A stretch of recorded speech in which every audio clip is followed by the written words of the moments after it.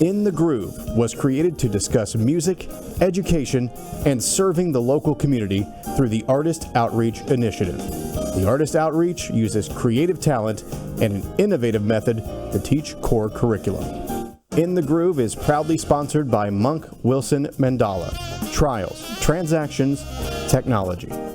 The Artist Outreach is a Dallas-based nonprofit that uses all types of art forms as a way to engage people toward a better education. Joseph Vincelli, the chief executive and founder, is an inventor and patent holder, an author, a recording artist who has toured the globe under his own name, played the national anthem for 20 years for the Dallas Mavericks and the Dallas Stars. Because of his vision and drive for music, he even had a day named after him in Austin, Texas, and was given the key to the city in 3 Texas towns. Joseph initiated the Artist Outreach to help non-musicians understand how music and the arts connect to every facet of our world. And he designed a unique methodology to teach students academic subjects like math and language through music and dance. This segment of In the Groove is sponsored by Bank of Texas. Hello and welcome. I'm Joseph Vincelli, the Chief Executive of the Artist Outreach and your host of In the Groove. I'm so glad that you tuned in today because I'm very excited about today's episode. We're doing something that we haven't been able to do yet. We are actually creating an interactive program for you. So before we get to that, I wanted to explain a little bit about why we do what we do. The Artist Outreach covers a lot of territory, but the main subject that we focus on is educating students through using the arts as an engagement tool. So we're an education-based nonprofit. We're in an outreach, so we go in many, many schools across North Texas. And we create songs and poems and storylines and dances to help the students learn better. And why do we do this? Well, first of all, this might be a fact that you're not familiar with, but did you know that if a child is not proficient in language and numbers by the time they get to grade 3, a lot of times they never graduate high school. In fact, there's a 6 times greater chance that they never graduate high school. So where does that put them? A lot of times they stay in poverty. Maybe they become incarcerated. There's a lot of negative issues that can happen over their lifetime. And so it's very important that they're proficient in reading. And we know from my studies and from overall knowledge that rhythm is in everything. It's in everything around us, not just in music.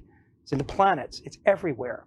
Well, rhythm, because of frequencies, rhythm can be a way to, an engagement tool to help kids speak better. If they speak better, they read better. If they read better, they understand more. And that's our program, focusing from pre-K to grade 2 so that those students are proficient by 3rd grade. We serve 90% of the students we serve are in Title I schools. That means schools and students that are in under-resourced areas. Over 70% of them are people of color. So some of them have some family challenges and some challenges from a socioeconomic situation. We want to give them a leg up as much as possible. So that's the whole idea behind our program. Now, how do we do this? Well, that's where you come in today. You get to see adults in the room being part of the program. And so let me explain a little bit more about how we get there and how it works. Go ahead and bring up the first slide, Sarah. So one of the things that we try to focus on in the classroom is that all arts, not just music, but all arts, have this incredible way to connect to the STEM program, science, technology, engineering, mathematics. Every student has to learn some kind of math, right? Whether it's shapes or addition, subtraction, multiplication. And we use music and art design as a way to help them understand STEM because it's based on patterns. Now you see that list below. Many of you work in those areas, whether it's science, medicine, music, photography, technology, geometry. There's so many different ways that patterns affect us and show up more and more. And so we try to make those connections for students as early as pre-K. Go ahead and bring up the next slide. This gives you an example. So we're doing a dance here. We call it geodance. Geodance meaning geo as geometry.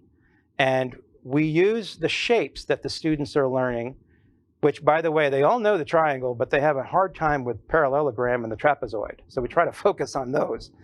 And if you notice here, we're using triangles as a top with the ribbons. So they're doing a dance and they're going around in circles, but they're basically learning trigonometry. Well, they have to learn trigonometry at some point. So why not teach them at an early age how triangles work? They all kind of work within, either an equilateral triangle or a right triangle, and they're all focused on 3s and 4s. Well, ironically, so is music, and so is art design. So we use those connections to help students learn. So whether in 8th grade or a kindergartner, they're learning some facts that hopefully will stay with them. Let me explain this a little bit. So you're going to watch a video here, and this is what we're going to ask our audience to do. We have a program called Rhythmic Vocabulary, and it's very simple. The kids get a drum. In this case, you're going to see students pantomiming the poem, but essentially they get a drum to learn how to break up syllables. Because as they break up the syllables, they're able to understand more by speaking better. And so you're going to watch these kids in action doing this. And then later on, we're going to see the adults do it. Go ahead and show the clip now. Sometimes it's cold. Sometimes it's hot. Sometimes it's windy. Sometimes it's not. Some days there's snow. Some days there's rain. Okay. So you get the idea. Obviously, they're doing a poem about weather. And all of our poems, we try to keep more in a couplet poetry type pattern because it's easier for children to learn. There's a reason why Dr. Seuss was so popular. Let me ask you this before we move on. Does my audience have any questions about anything I'm discussing or thoughts that they know in their own life? It's funny when I've talked to adults about this at education seminars. Farmers have come up to me and said, I use geometry every day. So I just wondered if there's any questions that you might have or comments. Anything? Yes, sir.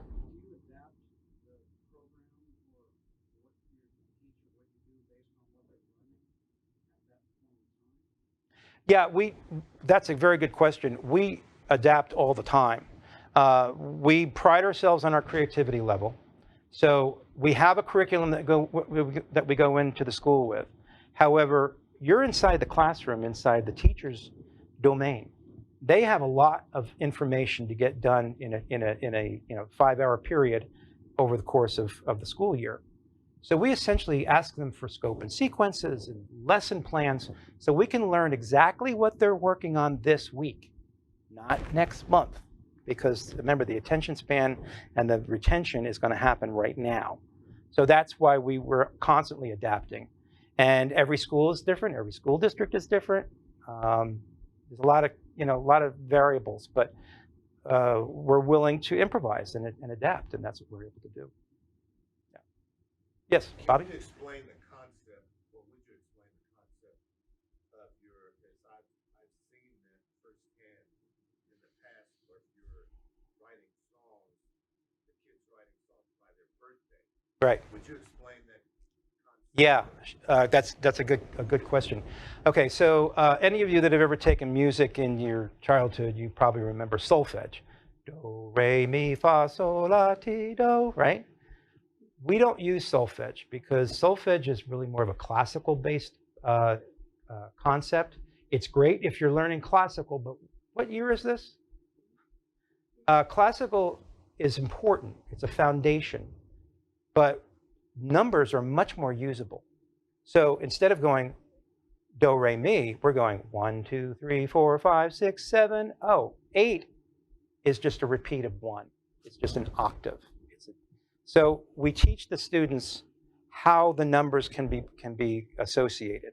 And that's just one way. We have a program called Rhythm Clock, where it's in the shape of a clock. And instead of teaching music in a linear fashion, we're teaching it in a circular fashion, like a radial. So the 8th note is a small triangle, and it goes around 8 times.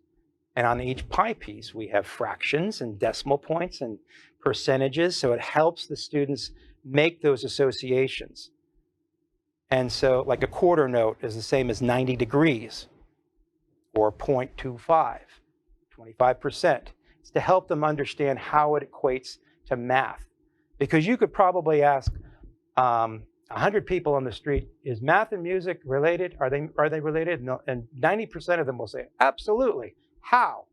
Less than 10% will know how. And so these are the ways that we try to just make it, understood to the teachers so that they see the value behind it. But to answer your question, once they've understood that concept of numbers, then what we do is, let's take an example. What is your birthday? Just don't give me the year. I just want to know your month and your date in numeric form. Okay, oh, good. There's a pattern right there, 10-10. Anyone else? Anyone else? 621. So we would start putting 10-10 on the board, 6-2-1, and we start looking for patterns. And we might create a bass line out of it, or we might create a melody out of it, or if we want to get really crazy, we might bunch them all together and create a chord. And that's how we start to structure the songs. We have the creative staff to be able to do that. I truly don't know any other nonprofit that can do that. But we have that kind of talent on our staff. And we do it all the time. So when we give performances at schools that we're in regularly, their winter concerts are mostly original songs written by the students with the staffer. Yeah. Go ahead and bring up the next slide. Oh yes. So we have. Before we take a break, I just want to explain these two things. So we talked about rhythmic vocabulary. You're going to come up and join me as a drum exercise. I wanted to show you the difference between a student learning language and how much difference their fluency was at the end of the program. Okay, this program went on for several weeks, several months. Here's the beginning of how the students started in the beginning of the school year. Go ahead and run it, Sarah. Just do your best. We know it's going to be hard. It's okay. Begin. Said, light, the bees that we can, but the... Okay, so you get the idea. That's a first grader. He's struggling with the words, trying to sound them all out. Okay? After several months, now listen to his fluency. Run the next one, Sarah. Sid liked things that were clean, but the town he lived in had lots of dirt. Sid told his mom, "I will make it rain. The rain will make this town clean." So what we do is, as a program, is that teachers generally look for speed. So they got like a stopwatch, and they're just seeing how fast the student can say the words. And they're looking for other things, but we're coming from a musical standpoint. We're looking for speed, melody, articulation, inflection, volume, all the things that musicians need to do when they're sight reading music or when they're playing in a band. All these things become important. It's part of conversation. Music is the universal language. Perfect vehicle to help people learn a language. And so that's what we do. And so that's the difference that it can make. All right, so we're going to take a short break, and I want to ask some guests to come on up, and we'll start having some fun. Be right back. This segment of In the Groove is proudly sponsored by First & Worth and Bagley Design. Welcome back. All right, so this is where the fun begins. We have asked our board directors and some of our best donors to come join us at this staging today. And so this part of the taping is, I think, where it's going to get really fun. I've asked some of my board directors to come up and join us, along with my good friend Bongo Bobby, who is playing the bongos. He's a professional percussionist. Yes, you can already tell. And what we're going to do is an exercise that would be very similar to what we would do with the students. Now, they would get a much smaller drum, okay, because they get little hands. And what I'd like you to do these are called cajones. All right, so Sarah, go ahead and show the whole drum. But a lot of people just know it as a big box. It's called a cajon, and all it is a box. It's a wood box. Got a little hole in the back. That's it. And probably started off as a cardboard box. Someone said, "Hey, that's a great money maker. Let's make them into wood boxes." And they sell them, a few million of them. But they're great, and they're great for this type of exercise. So when we go into the classroom, the first thing we do is music is a language, right? It's a way to communicate. So what we're going to do is basically just communicate. What I'd like to do is first feel it out. Just use your fingers and make sure it works. It works. Okay? Yeah, if you want to play around, it's fine. Okay?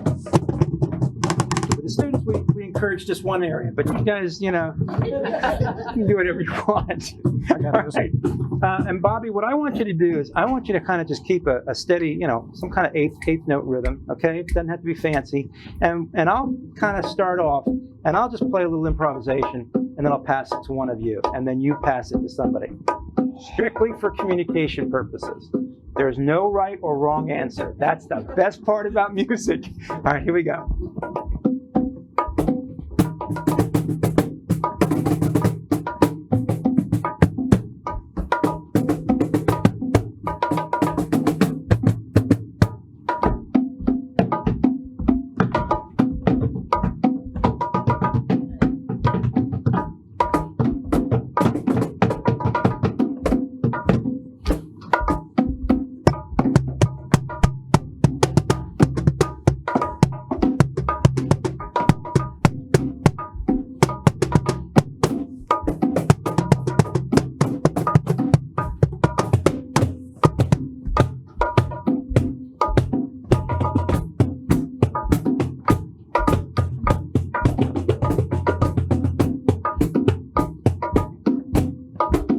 Now, don't you already feel a little more relaxed? Yeah. It's not so difficult. Okay. And so what we do with the students is something very similar to that. We get them started just so that they get a feel for music. It's part of their life. And then we go into the language portion. All right? This is where we break it up. So we start off with something like this. The call and answer. I'm going to say something, and then I want you to repeat it, okay? And I'll give you the cue, all right? So you'll know, but you'll feel the rhythm after a while. Give me the same rhythm, okay? Hi, my name is Joseph. My name is Timothy. Yeah! Hi, my name is Johnson. Hi, his name is Johnson. Try it again. Hi, my name is Johnson. Hi, his name is Johnson.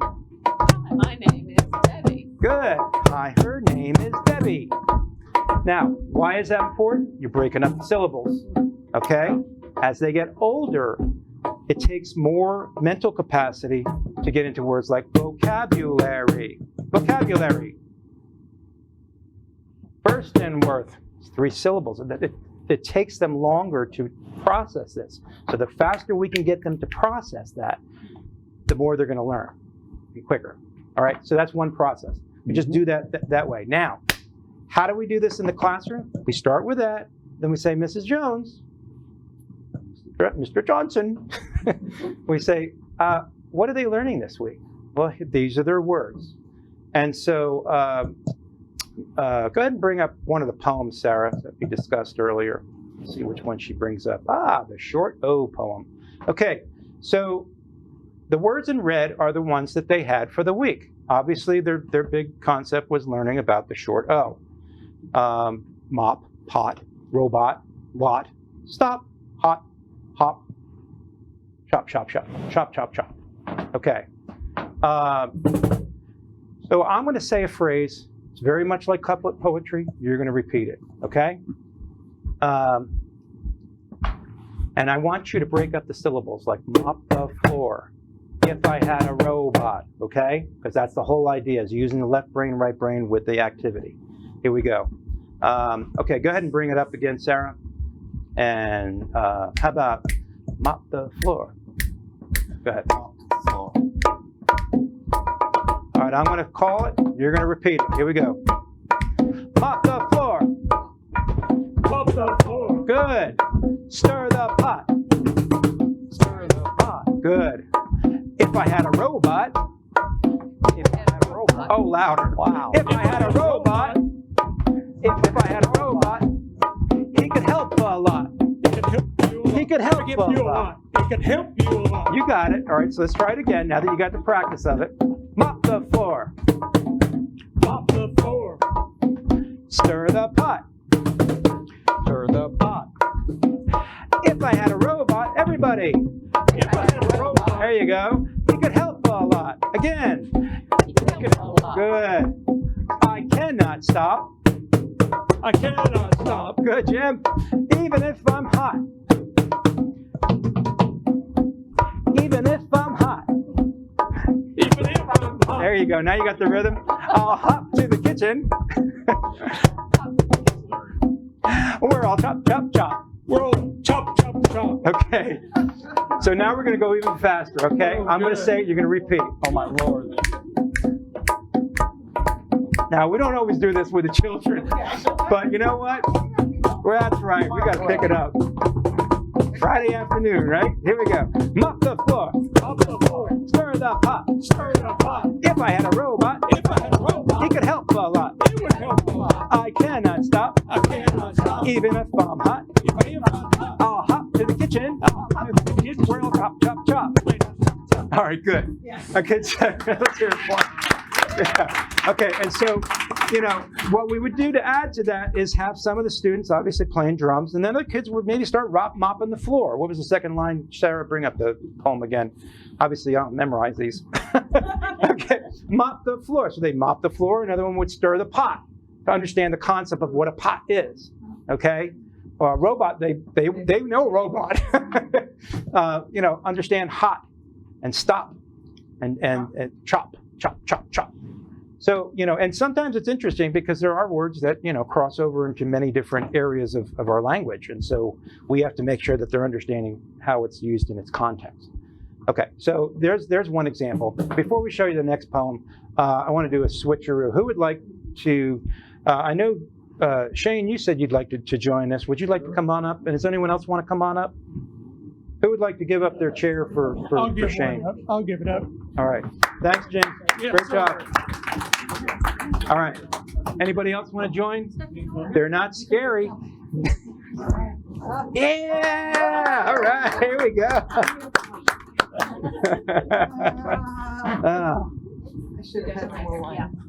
All right, here we go. All right, now we'll give you the same opportunity. They're just asking us to count. 1, 2, 3, 4, 5, 6. Kids can count from 1 to 10, no problem. Starts to become more difficult as they go into the double digits because they go 11, 12, 13, 14. How many syllables do these words have? They have 2. What about 70, 70, 71, 72, 73? So you're helping them understand that rhythm is a part of every word that they pronounce. And it may not seem like such a big deal. Well, we practice language every day. But when you're 5, 6, 7, 8 years old, these are things that become really important. And again, we're speaking louder than we might normally speak because rhythm does that, music does that. And that is the other purpose, is to get them to speak out. Remember, a lot of the students are in at-risk situations. And so this gives them an opportunity to really be their own, you know? And I haven't seen any kid not like music. So it's the joy of what we get to bring to the student. Okay, so if you're counting, you're going 21, 22, 23, 24, everybody 25, 26, 27, 28, 29. How about you guys? 30, 31, 32. Say what's 33, 34, 35, 36, 37. Okay, good. Now here's a way that we would assess them. They learn up to 100 in certain grades and up to 120 in others, and so on and so forth. And again, we look at it from a musical scale perspective. Kids who learn music, if you tell them it's major scale, okay, well, you might understand theoretically what a major scale is, but can you play it in all 12 keys? Can you play it backwards? Can you stop at a certain point? This is the same kind of thing. So we start them, if they know from 1 to 100, great, awesome. Can you do it backwards? Ooh. Now it becomes more challenging. Or how about this one? Going 75 down to 56. And when you get to 56, you have to know when to stop. You guys want to try it? You guys want to try it? All right, you got to say it nice and loud, all right? So here we go. I'm going to start, and you start following. 75, 74, 73, 72, 71, 70, 69, 68, 67, 68, 65, 64, 63, 62, 61, 60, 59, 58, 57, 56, 55. Exactly. And that's the whole idea. And that's the whole idea. Because it helps their focus. It helps them understand visually where they're supposed to be. So it's no different than a musician having to know when to stop to play that flute, piano, or whatever they're playing, or drum, right? So again, there's a lot of associations, a lot of connections that can be made. All right, so you guys ready for a poem? Yes. All right, good. I want to hear that big voice, Yes. that big 5-year-old voice. All right. Go ahead and bring up the next poem. Okay, so this is the short E poem. It's called The Fish Dinner, and you see the red words are net, fed, bed, fed, ten, net, bet, get wet. Okay, here we go. Let's see if we can do the whole thing, all right?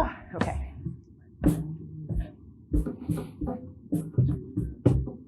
Okay, yeah, not any faster than that. Here we go. 1, 2, I'll start. My friend threw a net.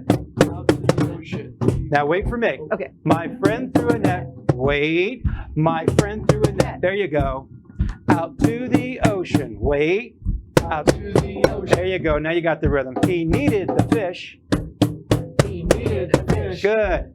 So his family would be fed. Whoa. So his family would be fed. Excellent. He could not sleep. He could not sleep Or even go to bed. or even go to bed Until his family, until his family was fully fed. was fully fed. He counted up to 10. He counted up to 10 Fish in the net. fish in the net. He said, that's enough. He said that's enough. You can surely bet. You can surely bet. So what did he get? So what did he get? Besides all wet, Besides all wet, he got a pet squid he got a pet squid stuck inside of his net. Stuck inside of his net. We'll do a little retardando on that. Stuck inside of his net. All right, thanks, Sarah. Okay, so you know what's really funny is that you guys did it very similarly to what a first grader would do. Oh, yeah. You have graduated, man. But I mean, the joy of that is that, you know, it doesn't matter what age you are, rhythm works, you know, to be understood the same way. And once you caught on that we were doing a couplet poem, and I would add some extra little nuances to help you keep in that same feel, you started doing it. Yeah. And the kids do the same thing. It's just repetition.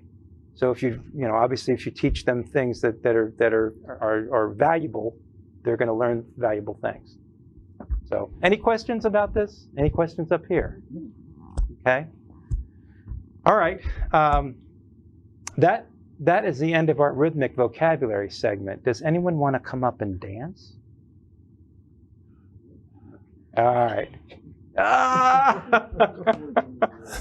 Would you like to dance? Yes.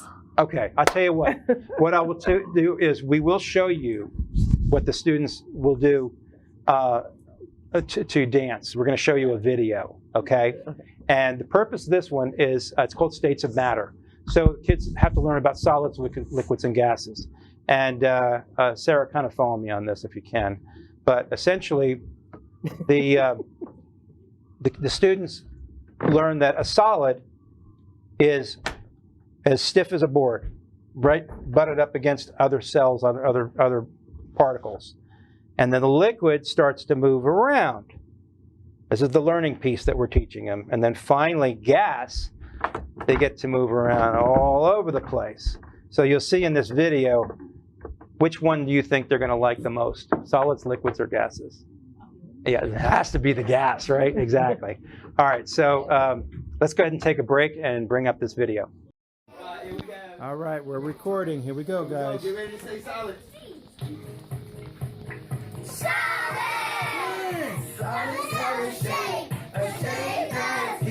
Here comes particles.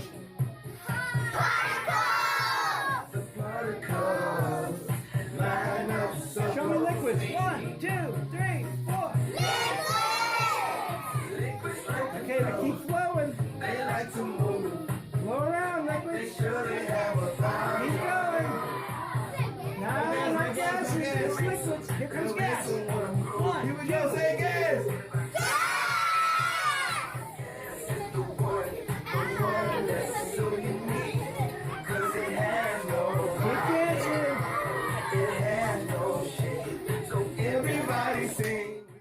So there you get a chance to see what the students do. And of course, you know, this gets them very excited. Now they got to go back to studying and reading. We actually do a thing called golden music. The concept I came up with in my book, but honestly, teachers think we're doing it just to silence them. We're actually doing it so that they can explore, because in their silence, they listen to things more. So we'll give you an exercise of this before we go today. But the drums are taken away, and now they're just peaceful. It's almost like a yoga thing. We ask them to do golden music, and they know exactly what that is. They sit quietly, and I start the clock right now, and all they do is listen.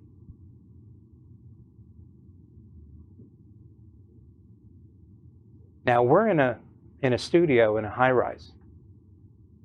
I'm going to ask my audience, what did you guys hear? Nothing is an answer. It's okay. Traffic. You heard silence? Okay. Traffic. What did you guys? You heard traffic. Yeah. Because there's traffic outside. What else did we hear? Anything else? Air conditioning. Air conditioning. Absolutely. Sometimes we make songs from these sounds. Okay. We create songs. So in other words, it's helping them to explore. It's okay to explore. We can't do this enough for our students. They have to know that it's okay to create, to be themselves, to originate ideas. That's when you start becoming the Steve Jobs and the Elon Musks of the world. I was a student, a child of ADD. It was not called that back then, but I learned how to channel it really well. And I think if we can all learn how to expose ourselves to more things and learn about ourselves through little exercises like that, we then become more confident and are able to use that creativity for the better good. So that is our class in a nutshell. We appreciate our audience members for coming up and being a part of this. Bobby, thank you so much. And thank you to you guys. Appreciate you coming today.